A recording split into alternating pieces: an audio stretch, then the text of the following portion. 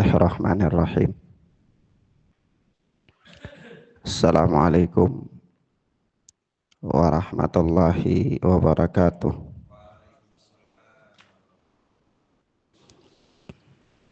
Alhamdulillahilladzi hadana lil Islam wa manna alaina bih wa akhrajana fi khairi ummatin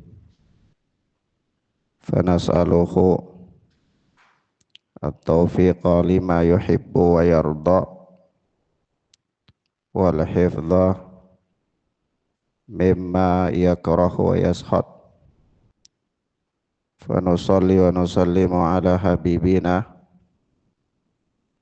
wa sayyidina Muhammad ibn Abdullah wa ala alihi wa ashabihi wa man sara ala nahjihi ila yaumil qiyamah. Amma ba'd. Akhwana fiddin, a'azzani Allah wa iyyakum. Kita masih membahas bagian yang terakhir daripada ketaatan kepada penguasa dalam hal-hal yang direstui atau diridhai oleh Allah Subhanahu wa ta'ala. Telah berlalu kita membahas ketentuan-ketentuan yang merupakan mauqif Ahlus Sunnati wal Jamaah dalam bermuamalah dengan penguasa. Di antaranya ketaatan kepada mereka dan tidak khuruj inda ta'addihim wa jawrihim, tidak melakukan penentangan, tidak melakukan pemberontakan tatkala para penguasa itu mereka berbuat zalim, mereka melampaui batas dan seterusnya. Naam. Dari sekian pembahasan tersebut yang menjadi pertanyaan mendasar adalah ketika kita katakan bahwa kezaliman penguasa itu bersumber dari rakyat,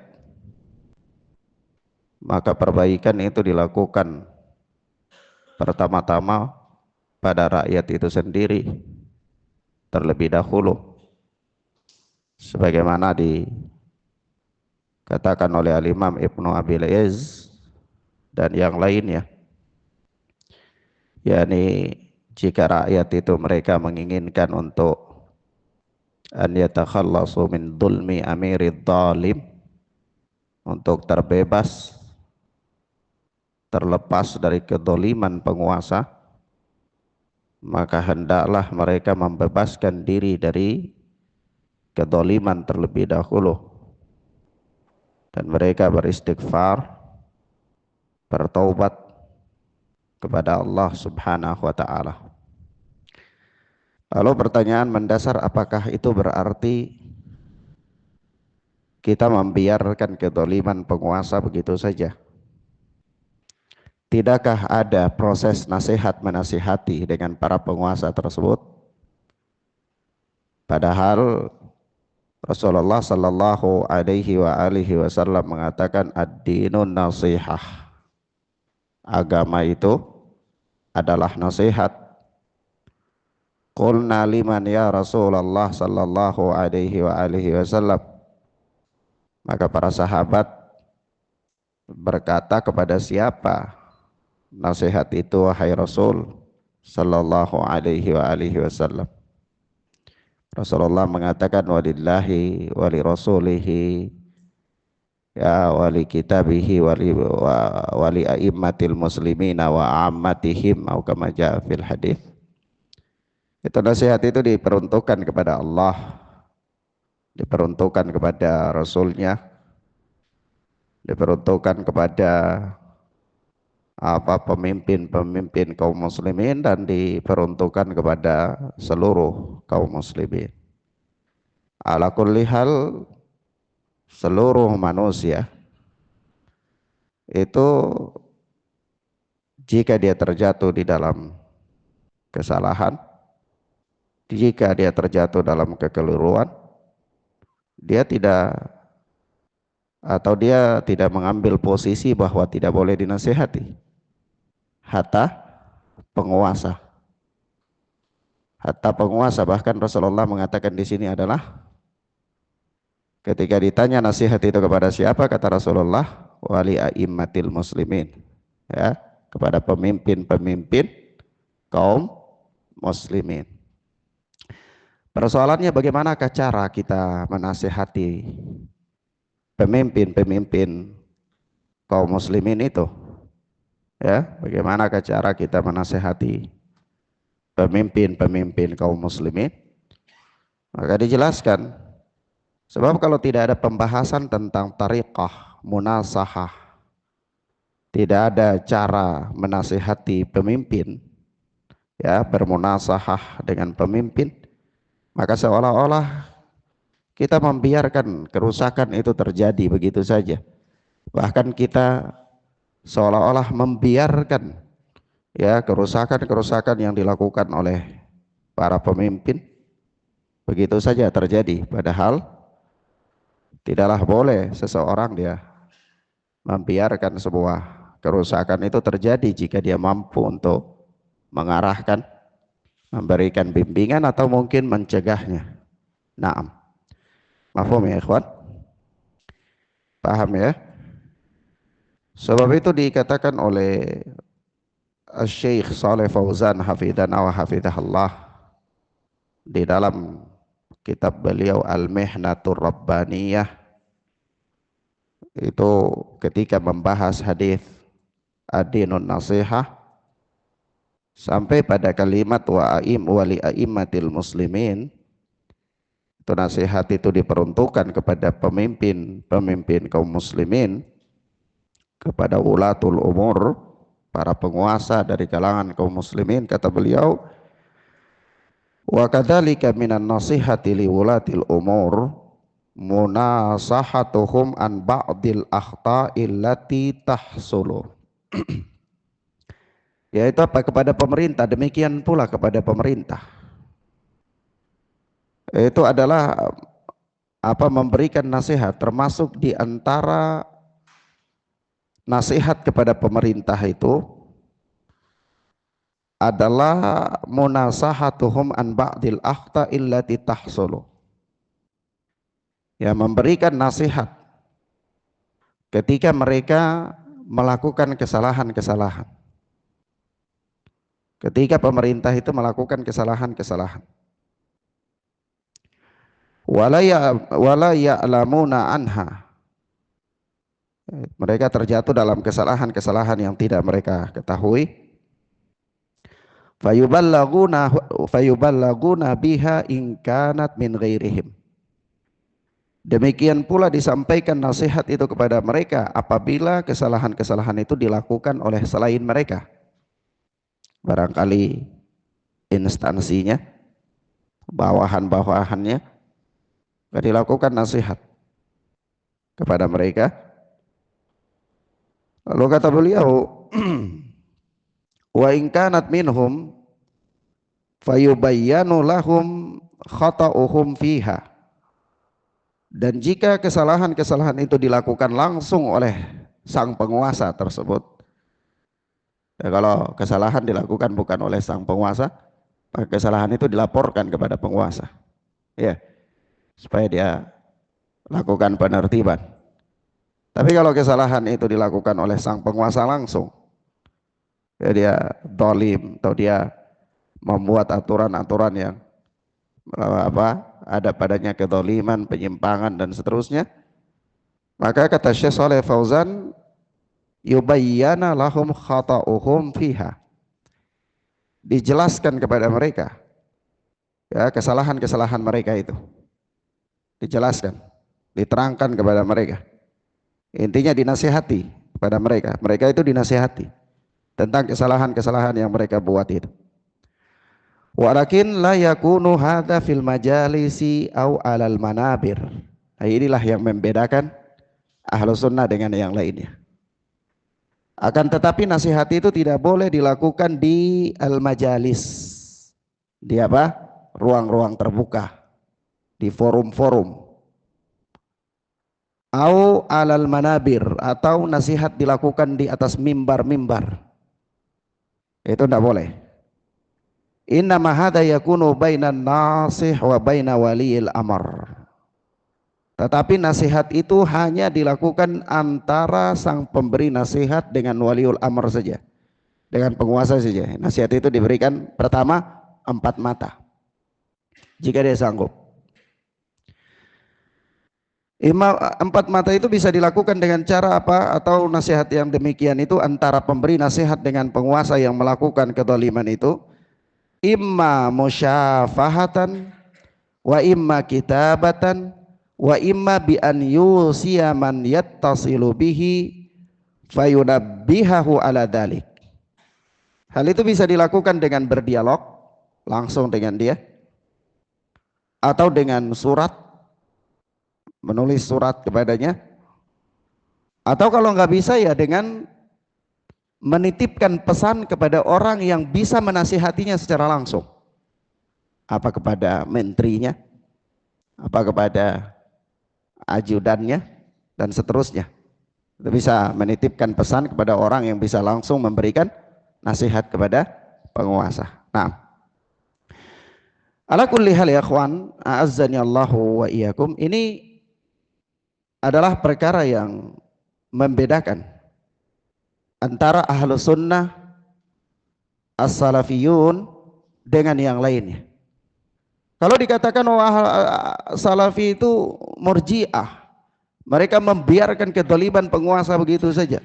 Mereka para penjilat, ya. Mereka orang-orang yang menyokong kezaliman penguasa. Mereka membenarkan kezaliman penguasa, ya. Maka kita katakan tidak. Kita sama dengan Anda. Kita mengingkari. Jika Anda mengatakan Anda mengingkari kemungkaran, kezaliman, kita katakan iya, kita mengingkari kemungkaran, kezaliman, karena itu bukti keimanan. Karena itu bukti apa? Keimanan. Tetapi cara kita dalam mengingkari kezaliman penguasa itu berbeda dengan kalian. Kalau kalian mengingkari kezaliman penguasa adalah dengan menimbulkan kerusakan yang lebih besar dari apa yang hendak kalian rubah, adapun kami menasihati penguasa dengan menguji keikhlasan kami. Yaitu apa? Melakukannya secara diam-diam, gak perlu pamer, ya, gak perlu ngumpulin massa supaya nanti jadi tokoh.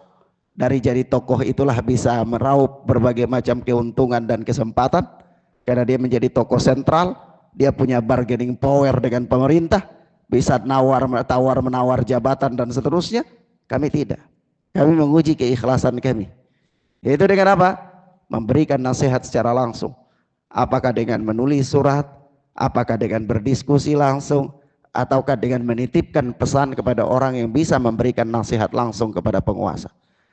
Sehingga kalau dia terima, alhamdulillah, kami pun tidak diuji keikhlasan kami. Enggak dikatakan itu siapa tuh? Nih dijadikan menteri keuangan atau dijadikan menteri agama nih. Ya. Dah. Mafhum ya? Baik. Itu pertama. Kemudian kata Syekh Shalih Fauzan, falaisa minan nasihati liwulatil umur al-kalamu fihim fil majalis au fi ghairi dhalik lianna hadha minal khiyanati liwulatil umur. Nah, kata beliau, bukan merupakan nasihat kepada penguasa itu adalah al-kalamu fihim fil majalis. Itu berbicara tentang kekurangan-kekurangan mereka di forum-forum. Adakan seminar, adakan pertemuan-pertemuan, konsolidasi kekuatan dan massa, ya, untuk membingkai pemikiran massa terhadap penguasa dengan apa? Melakukan, mengkampanyekan atau menunjukkan kekurangan-kekurangan dan kekeliruan-kekeliruan penguasa di forum-forum diskusi, forum-forum seminar dan seterusnya. Itu bukan merupakan nasihat kepada penguasa. Kata Syekh Shalih Fauzan, li'anna hadza minal khiyanati liulatil umur, karena cara demikian itu termasuk daripada khianat kepada penguasa. Termasuk diantara apa? Khianat. Dia katakan, "Dak, kami ini menasihati penguasa." Kita katakan, "Dak, itu pengkhianatan terhadap penguasa." Itu apa? Pengkhianatan terhadap penguasa. Kenapa, ikhwan?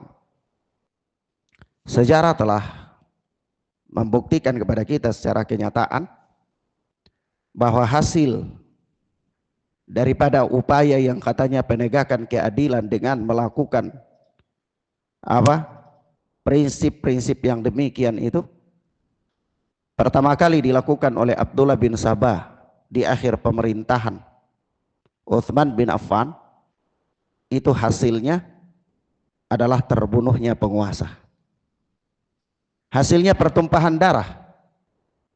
Ya, ketika Abdullah bin Sabah itu melakukan konsolidasi massa, itu dia lakukan di sepanjang daerah Yamamah, Irak, ya Syam, Basrah, itu dia lakukan sampai dia kumpulkan massa itu, dia tetapkan di kota Mesir. Massa yang begitu banyak, dia jadikan Mesir sebagai pusat konsentrasi untuk menggulingkan pemerintahan Utsman bin Affan dengan alasan karena Utsman bin Affan itu nepotisme radhiyallahu taala anhu. Lalu bagaimana supaya bisa bawa massa yang begitu banyak masuk ke kota Madinah? Tidak dihalangi, mereka menggunakan musim haji untuk masuk ke kota Madinah. Jadi masuk berhaji, massa yang begitu banyak, musim haji berakhir, mereka tinggal di kota Madinah. Lakukanlah demonstrasi. Ujungnya apa? Terbunuhnya sang khalifah Utsman bin Affan radhiyallahu taala anhu, kerusakan. Apakah dari terbunuhnya Utsman bin Affan kemudian selesai berakhir di situ? Tidak, berlanjut ternyata pertumpahan darah itu sampai kemana? Perang Jamal, perang Siffin. Ya, apakah berakhir? Tidak.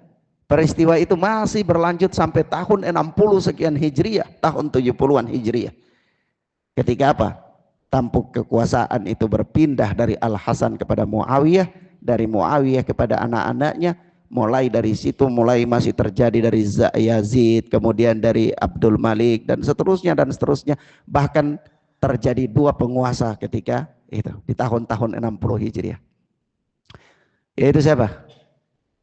Di sana ada penguasa Abdullah bin Zubair yang menguasai kota Makkah dan sekitarnya dan orang-orang yang mengikuti beliau.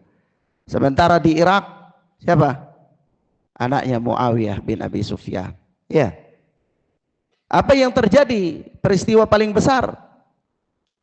Mulai dari rentetan peristiwa sampai terbunuhnya Al-Husain, sampai orang-orang Madinah mencabut baiat ketaatannya dari penguasa ketika itu. Ya. Terjadilah peristiwa paling besar, yaitu terbunuhnya Ibnu Zubair di Masjidil Haram. Ya. Nah, kerusakan demi kerusakan yang terjadi, yang tadinya katanya ingin menasihati penguasa. Iya. Tetapi apa yang terjadi? Nasihat itu berbalik menjadi musibah terhadap umat. Nasihat itu berbalik menjadi musibah terhadap umat. Nah, maka Syekh mengatakan itu adalah pengkhianatan. Itu adalah apa? Pengkhianatan. Nah, kemudian ikhwan fillah azani Allahu wa iyyakum, Al-Imam An-Nawawi rahimahullahu taala di dalam syarah Sahih Muslim itu beliau menerangkan kepada kita tentang tahapan-tahapan untuk munasahah, nasihat, menasihati dengan penguasa.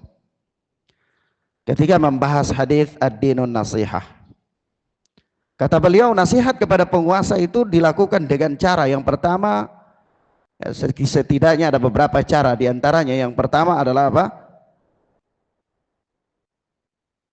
Tolong menolong dengan mereka, muawanatuhum alal haq, membantu dengan mereka dalam kebenaran, kebaikan, ditaati, ya, didukung dalam hal-hal yang baik, ya, program-programnya dalam hal-hal yang baik yang ada kemaslahatan dan manfaat padanya di sana didukung, dibantu. Itu termasuk diantara nasihat kepada penguasa. Yang kedua apa? Yang kedua, ta'atuhum fih, menaati mereka di dalam kebaikan-kebaikan itu. Menaati mereka dalam kebaikan-kebaikan tersebut. Yang ketiga, tambihuhum wa tadhkiruhum birifkin wa lutfin, yaitu menasihati dan mengingatkan mereka dengan cara yang lembut, dengan cara-cara yang halus, cara yang lembut. Kenapa ya kawan? Karena penguasa itu punya punya kedudukan. Penguasa itu juga punya wibawa. Kalau kewibawaan penguasa dicabut, maka kehilangan ketaatan dari rakyat, maka akan terjadilah kerusakan-kerusakan. Paling kecilnya, seorang suami di dalam rumah kalau sudah takut dengan istri, maka dia akan takut dengan anak-anak, maka rumah itu akan repot. Sudah, tidak tahu siapa pemimpinnya. Ya, maka akan terjadi kerusakan-kerusakan. Suami punya wibawa, harus punya wibawa, harus punya martabat yang dijaga. Supaya apa? Supaya rumah tangga itu bisa diarahkan dengan benar melalui keputusan-keputusan sang suami. Ya. Nah, ini yang paling kecil. Nah, kalau istri sudah bangkang, kalau anak-anak sudah bangkang, maka aturan dalam rumah tangga tidak bisa terjadi. Maka fungsinya sebagai kawam itu tidak bisa terlaksana. Ini yang paling kecil. Yang paling kecil. Yang paling besarnya adalah negara. Ketika pemerintah, penguasa itu tidak punya kedudukan, tidak punya kewibawaan, maka akan terjadi kerusakan-kerusakan. Sebab itu cara menasihati mereka diantaranya adalah mengingatkan, memperingatkan mereka dari kekeliruan itu dengan cara yang lembut, ya, dengan cara-cara yang halus. Dan yang berikutnya doa ulahum bitaufiqi wassalah, yaitu mendoakan mereka, ya. Dengan dengan taufik dan kebaikan, supaya Allah berikan kepada mereka taufik, Allah berikan kepada mereka kebaikan-kebaikan. Kenapa? Karena kebaikan penguasa itu adalah kebaikan yang bersifat umum, efeknya bersifat umum, ya. Maka doakan mereka agar Allah memberikan kepada mereka taufik, Allah memperbaiki keadaan mereka. Nah, sebab itu suatu ketika ada seseorang bertanya kepada Ibnu Abbas radhiyallahu taala anhu. Dia bertanya kepada Ibnu Abbas tentang tata cara ingkarul mungkar dengan penguasa. Sering orang-orang itu mengatakan, membawa hadis, ya, man ra'a minkum mungkaran falyughayyirhu biyadihi fa illam yastati' fa bilisanihi fa illam yastati' fa biqalbihi wa dzalika ad'aful iman. Barang siapa di antara kalian yang melihat kerusakan, maka hendaklah dia rubah dengan tangannya. Dia tidak mampu rubah dengan lisannya, tidak mampu dia rubah dengan hatinya, dia ingkari. Wa dzalika ad'aful iman, dan itulah selemah-lemahnya iman. Nah, ini kita rubah kemungkaran. Mereka kan gitu, ya. Tidak boleh mendiamkan kemungkaran. Jangan menjadi setan yang bisu, ya. Nah, Masya Allah, ya. Maka kita katakan, bahkan kalimatul haq indas sultan, ya, sebaik-baiknya jihad itu kalimat yang benar di hadapan penguasa. Maka kita katakan, yang paling paham hadis ini di antara manusia ini, ya, antara orang-orang setelah sahabat dengan para sahabat, itu mana yang paling paham terhadap hadis ini? Umat ini yang paling paham terhadap hadis Rasulullah itu siapa? Sahabat. Sebab itu maklum, ya, maklum di kalangan para ulama itu sahabat selalu dijadikan patokan dalam mentransferkan hadis-hadis Nabi atau ayat-ayat Al-Quran dalam kehidupan mereka, dalam kehidupan manusia. Ya, mereka dijadikan patokan. Sebab itu Al-Imam Asy-Syatibi di dalam Al-I'tisam ketika membahas tentang zikir jama'i, ya, itu beliau mengatakan, orang-orang melakukan amalan ini, mereka menganggap ini kebaikan, mereka mengira ini kebaikan. Padahal kalau sekiranya ini kebaikan, maka pasti para salaf telah melakukannya sebelum mereka. Kata beliau begitu dalam Al-I'tisam kurang lebih. Nah begitu Al-Imam Ibnu Katsir juga ketika membahas surat An-Najm ayat 39, wa alaysa lil insani illa ma sa'a. Ya, seorang tidak mendapatkan balasan pahala melainkan apa yang dia usahakan. Lalu beliau membahas di situ tentang bab apa? Ihda'u qiraatil Qur'an lil mayyit, menghadiahkan pahala bacaan Al-Quran kepada sang mayit. Ya, ketika beliau mengutip ucapan pendapat Al-Imam Asy-Syafi'i yang mengatakan ini tidak sampai kepada sang mayit, kita tidak mengatakan madhab lain ya. Nah, kalau bicara madhab itu banyak khilaf. Karena saya katakan kalau dipresentasikan hampir 80% persoalan agama itu khilaf. Jadi kalau mau cari khilafnya banyak. Ya. Tapi kita katakan Al-Imam Asy-Syafi'i ketika Imam Ibnu Katsir membawakan keterangan Imam Syafi'i bahwa ini tidak sampai, di situ beliau mengatakan apa? Karena Rasulullah tidak pernah menganjurkannya, tidak pernah memotivasi para sahabat untuknya, baik secara isyarat maupun melakukan langsung maupun lisan. Dan kata beliau, kata Imam Ibnu Katsir terakhirnya, laukana khairan lasabakuna ilaihi. Seandainya ini perbuatan baik, pasti para sahabat telah mendahului ya kita dalam melakukannya. Ternyata bukan hanya di situ tempatnya, ya, tetapi di ayat yang lain surat Al-Ahqaf. Nah, itu diulang lagi kalimat tersebut oleh Al-Imam Ibnu Katsir. Kalimat apa? Laukana khairan lasabaquna ilaihi. Seandainya itu adalah baik, niscaya mereka pasti mendahului kita dalam melakukannya. Iya. Maka ikhwan fiddin azani Allah wa iyyakum, ini artinya apa? Artinya para ulama dari zaman ke zaman telah menjadikan perbuatan dan pemahaman para sahabat itu sebagai sarana untuk memahami dalil. Iya. Untuk apa? Memahami dalil.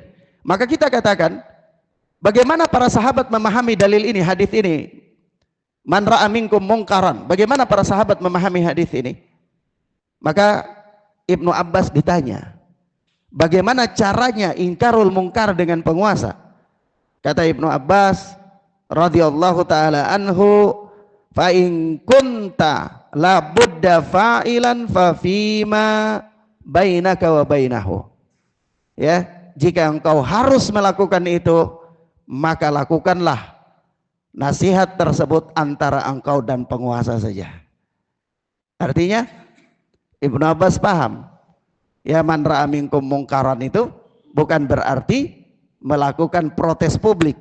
Ya. Makanya beliau mengatakan fa in kunta la budda fa'ilan fa fima bainaka wa bainahu.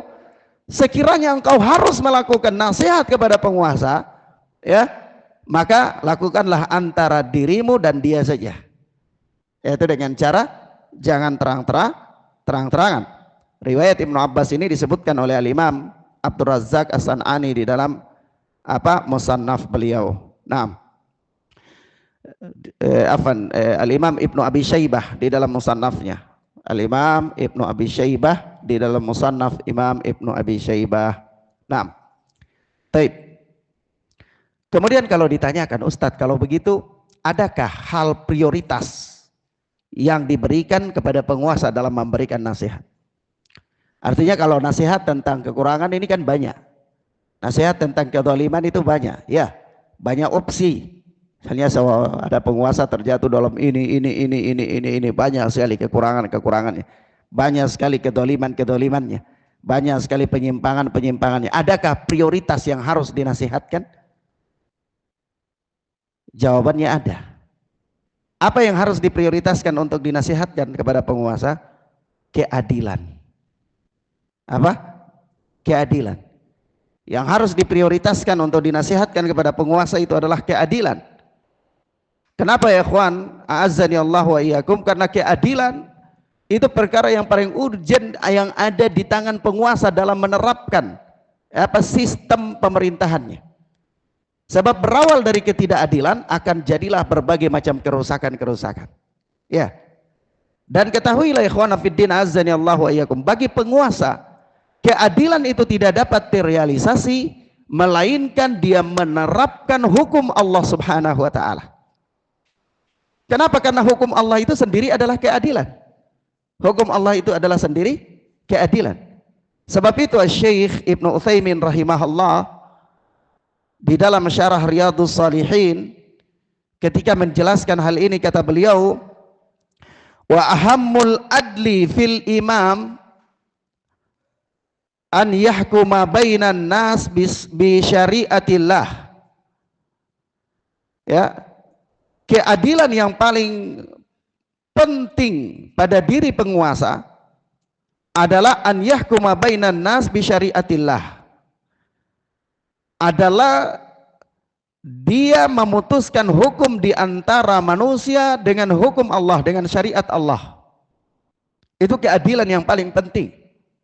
Wa ahammul adli fil imami ayyakuna baina an yahkuma bainan nas bi syariatillah. Keadilan yang paling penting pada diri seorang penguasa, pada diri seorang pemimpin adalah dia memutuskan hukum di antara manusia dengan syariat Allah Azza wa Jalla.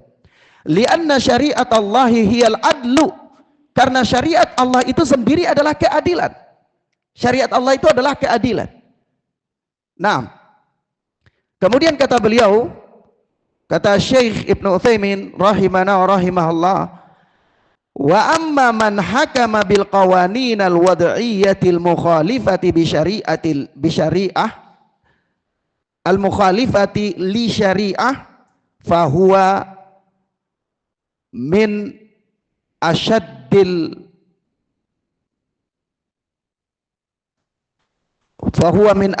wulatil jawra. Naam. Adapun orang yang atau penguasa yang menghukumi manusia dengan undang-undang buatan manusia yang menyelisihi syariat Allah, fahuwa min asyaddil wulati jawran, maka dia termasuk di antara penguasa yang paling zalim. Penguasa yang paling zalim. Waliyadu billah, kita berlindung kepada Allah tabaraka wa taala dari yang demikian. Kata Ibnu Abbas, kata Syekh Ibnu Utsaimin rahimana wa rahimahullah dalam syarah Riyadhus Shalihin. Ikhwana fid din azani Allah wa iyyakum. Ucapan Syekh Ibnu Utsaimin ini rujukannya ada. Rujukannya ada. Apa rujukannya dari salaf? Bahkan dari hadis Rasulullah sallallahu alaihi wasallam yang dikeluarkan oleh Imam Ibnu Majah, disahihkan oleh Al-Alama Albani rahimahullah, bahwa Rasulullah mengatakan haddun yuf'alu bihi fil ardi khairun li ahlil ardi min an yumtaru arba'ina sabahah. Itu apa? Satu hukum yang diterapkan, satu hukum Allah yang diterapkan di muka bumi itu lebih baik bagi manusia daripada hujan 40 pagi.